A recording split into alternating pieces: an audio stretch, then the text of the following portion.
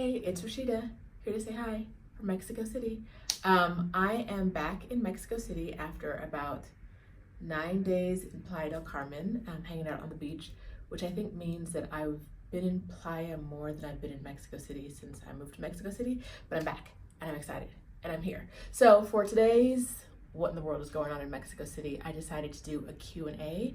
So in my stories on Instagram, I asked people to tell me any questions they have about my move to Mexico City, and I would answer them.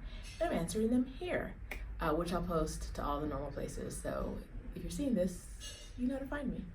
Okay, so the first question I think comes from my girl Letitia, and it was, what's my favorite part of being here? And if you don't know me very well, I'm one of those people that likes to stretch themselves. I really like to see, like, if you throw me into like the desert, am I gonna come back? And I am, I really am. So one of my favorite parts of being here is sort of starting from scratch in a new place where I don't know anyone and seeing, what does this adventure look like? Like, what is my day-to-day?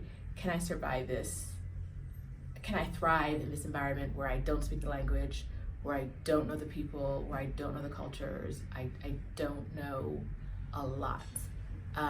What will my life look like here? And so far it's pretty good. Like, I'm really happy. I'm loving everything that's going on so far. Like I said, it's been like 2 weeks. So we'll see. I'm sure there'll be bumps in the road, but I am very positive that I'll be able to get past those bumps. Another question is, why didn't you take me with you? So, open invite. You want to come to Mexico City? I've had people reach out to me on Instagram saying they'd love to check it out down here. Come down. Now, all y'all can't stay with me because that's not how we do. So come down, let me know you're coming. I will definitely host you. I'll take you anywhere. We can have a great time. There are some really, really cool things to do in Mexico City, which I'll talk about more in further blog posts and videos. But for now, if you're thinking about it, buy the ticket. I will see you here and we'll have a great time. Another question was, racially speaking, how is it down here? Like, do they show Black people love? So I don't know that I can fully answer this question yet, because like I said, I haven't been down here this long. But most of my interactions with people so far have been transactional. I'm either trying to buy something or do something or go here or do that. And take an Uber. No one cares. Like, they're, you know, I'm spending money, I'm doing my thing, I'm walking around the city.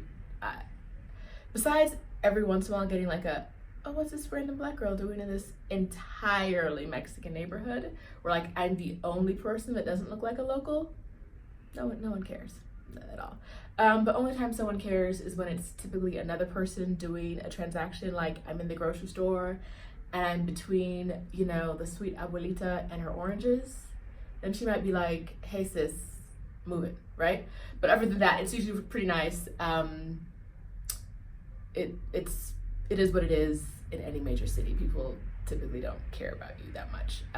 So I haven't had a single bad experience. Everything's been great. People have been really nice, especially when they realize I don't speak Spanish fluently. They're usually really helpful. They slow down, they try to help me and figure out what I need.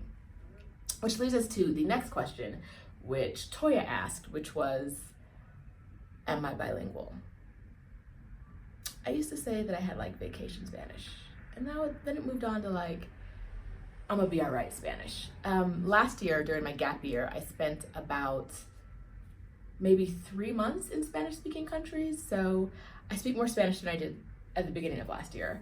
I'm definitely not bilingual by any stretch of the imagination, but my tip to getting around in places where you don't speak the language, especially if you're going to move there, is it's not as hard as you would expect if you're good at context clues and if you're doing the same things you normally do. So Sunday, I was coming back from Playa del Carmen and I'm at the airport, and all the announcements, there are no TVs with signs that say anything updated. All the announcements are in Spanish. And it's a budget airline and they're doing this multiple line thing, but it's not boarding, it's something else. I can't quite tell what's going on. And I was like, self, what is we gonna do? And then I thought for a second and I was like, you know what? If there's anything I can do, I can board a plane. I don't speak this language. I don't have these words, but I know how to get my ass on a plane. Monday night, I go to yoga class. entirely in Spanish. Do I know the Spanish words for all the poses and all the directions? I don't. But I can take a yoga class. I know how to follow along in a yoga class. And so, because I was doing things that I've done before, I know how to follow the clues, I know how to do whatever. The basics, I think, coming to a country you don't know are learn the numbers. So I know enough numbers that I know that I'm paying the right amount, my change is correct, I'm doing that. Sometimes I'm like, I don't really know, but I have a ballpark, and like, I trust that you're not gonna take advantage of me, because people here are typically, in my experience, have been really, really honest. So that's been really awesome. Which brings us to the next question. I can't remember who asked this one, but someone said, I think it was Amy, asked, what is the cost of living like? This is my happy dance. This is my happy dance for my cost of living. So it's amazing. It's literally, it's great. It is not the best you're gonna find in any country in the world. Mexico City is not cheap for Mexico. It's cheap for the US. My cost of living is definitely much better than it would be if I was in the US, but it's not like I'm not in a $200 apartment. My food is typically really cheap. You know, everything I try to do, I took an Uber today for 25 minutes. It cost me $3, and that's typically what they cost to get across town. It's really convenient. All of the normal amenities you would find in any major city are here, so that makes it really easy to get around. Let's see what my other questions are. Oh, Angela wants to know if I met any cuties. I have not, but I'm finally in one place for one time, so the cutie quest has begun. Another question was, when can I come visit? I don't know if we touched on that one already. You can come visit. Everybody come visit. Come visit. Cuties, come visit. Hi. Let me see if there's anything else. Oh, am I loving it? Yes, I'm loving it. And, oh, I told someone I'd talk about this. My head wrap is from Wraps and Whatever, which is the Pint-Sized Travelers wrap brand. She makes them in Bali. I met her in Bali and loved her, and I love this head wrap. I am trying to make more of an effort to go out and see things in the city.